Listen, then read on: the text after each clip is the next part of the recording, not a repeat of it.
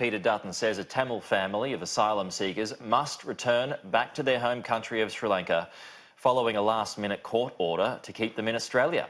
Live to Andrea Crothers, who joins us from Melbourne this morning. Andrea, good morning. The fate of the family remains in limbo.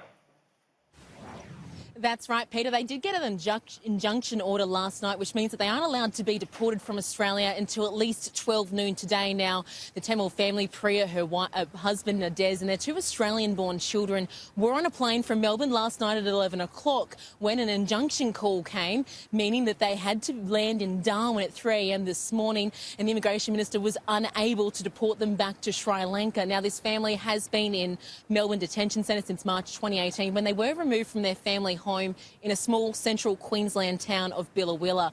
Now, we had Peter Dutton this morning, who's already said that, no, these families should be deported. Take a listen. I would like the family to accept that they are not refugees, that they're not owed protection by our country. They came here by boat, and we've been very clear that they wouldn't stay. At the same time, we've been very compassionate about the number of people that we've brought in, including many families. But in this case, they've been found right to the High Court not to be refugees.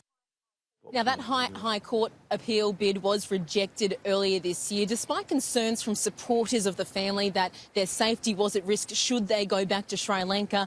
It is at the Minister's discretion whether they can overrule that. However, this is what Labor frontbencher Richard Marles had to say. This is about the lives of real people.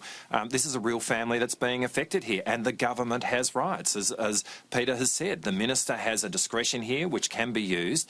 The community in Billawilla clearly have made it evident as to how they would like to see this discretion used. Two daughters were born here. They know no other country but Australia. And it's not about stats from the past, it's about this family right now.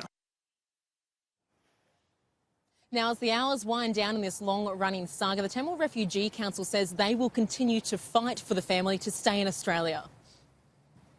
We will continue to fight till this family is brought to Billawilla. They face danger in Sri Lanka. Sri Lankan government mistreats Tamil people. The matter will be heard before the Federal Circuit Court of Australia here in Melbourne at 10 o'clock. Peter.